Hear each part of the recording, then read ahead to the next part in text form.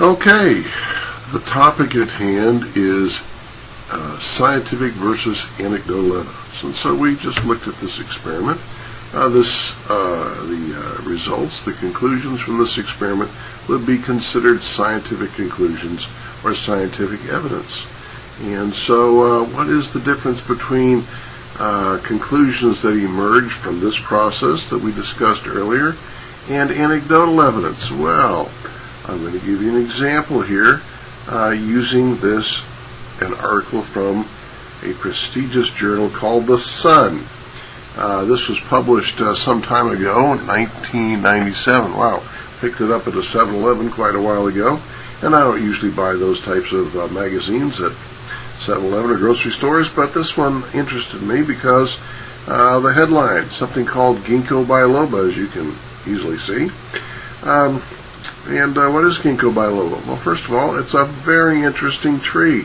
It's, in essence, a living fossil, the only remaining species of what was once a much larger group here on Earth. And so it has many unusual features. The leaves are very different, and other things are different. And so, an unusual tree. We have a couple here on the, 2 or 3 here on the OSU OKC campus, and a lot of campuses do, and they are ornamentals.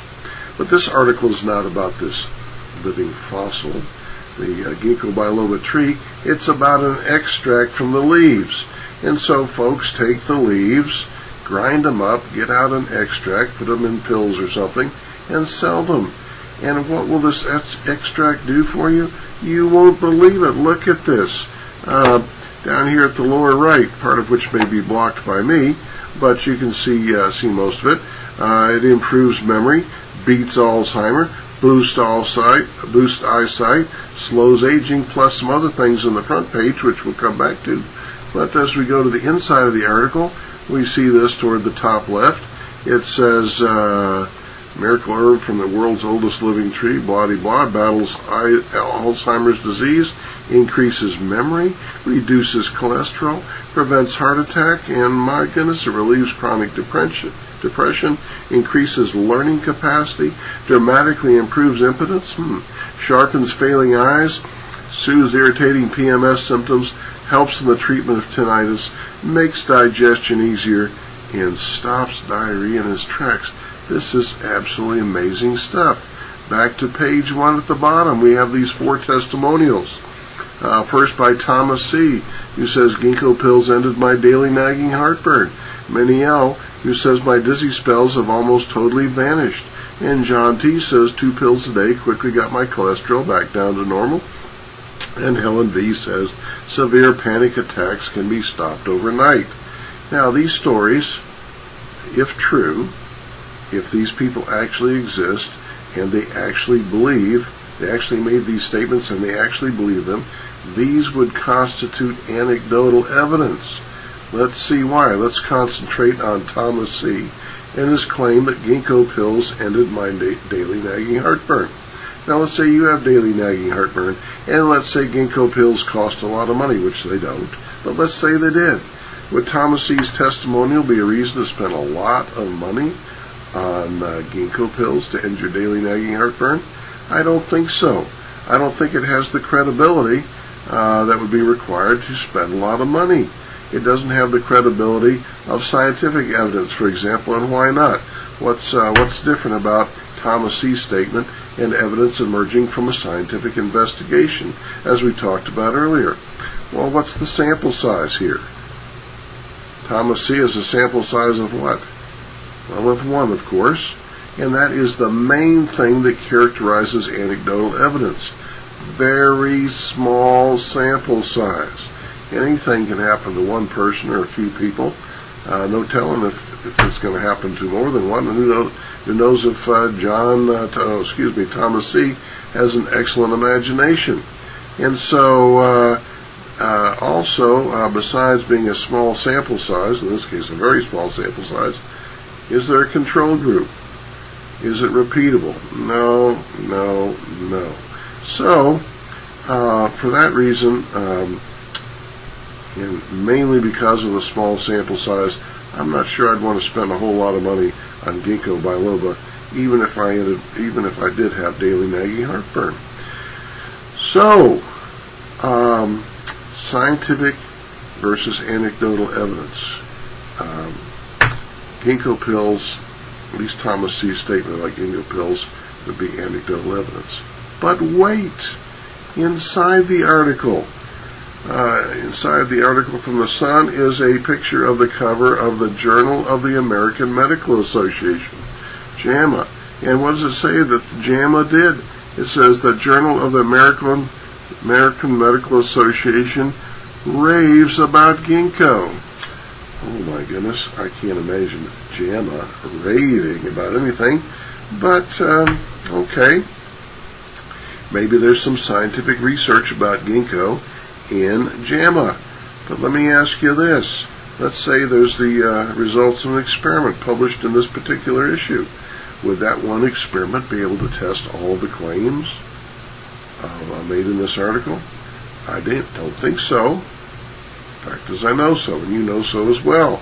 But maybe they tested something. Let's check it out. Well, here it is, the article published in 1997. And let's take a closer look at the headline. What does it say, or the title of the article? It says, a placebo-controlled. Oh, my goodness. Ooh, that sounds pretty good. Are we on the right track? Placebo-controlled, control group? Yes, indeed. Double-blind. What does that mean? All medical experiments involving people are double-blind. What does that mean? Does it mean the person doesn't know if they're getting the real stuff or the placebo? Yes, but that would only be single-blind. What does double-blind mean? Well, it means the technician handing out the pill at the time he or she is passing it out does not know if it's the good stuff or the bad stuff. And why is that? Because it was discovered some time back that if a person knew which one they were passing out, even though they tried to keep a complete poker face, there were unintentional subliminal messages given that skew the results of the experiment. In other words, they couldn't keep a complete poker face, apparently, and they messed up the results of the experiment if they knew what they were passing out. So, anyway, any medical experiment involving people must be double-blind. So what do we have here? A placebo-controlled, double-blind, randomized trial of an extract of ginkgo biloba for dementia. Oh, for dementia. That's one of the things discussed in the article, and the Sun article, dementia. And so maybe there's something going on here. Let's check it out. Now, all scientific articles, research articles that are published, they start off with what's called an abstract. And people can read the high points of what was done and what was discovered, and decide if they want to read all the details, the much longer article usually. And so here we have on page 1 of this JAMA article a summary of the results. And what does it say? It says from 309 patients. That sounds pretty good. What criterion does that satisfy? Adequate sample size. And what does it say was done with these 309 patients? Well, it says they were given a couple of cognitive tests. And then they were divided into 2 groups. They didn't know which group they're in, but anyway, approximately half of them got the ginkgo extract. The other half got the placebo. And so after a period of treatment, then they were given the cognitive tests again. And what was the result? What it says there is that in the experimental group, there was a statistically significant improvement relative to the control group. In other words, the stuff worked. We see down here in the conclusions, it says EGB, that's extract from ginkgo biloba, was safe and appears capable of stabilizing blah, blah, blah, blah, blah. In other words, it has some effects, some possible beneficial effects. And so now, let's say that I was getting a little forgetful in my old age. Would this be a credible reason that I might spend a little bit of money on ginkgo biloba? Well, I think so. Much more credible than a one-person statement. And so this is the difference between scientific evidence and anecdotal evidence.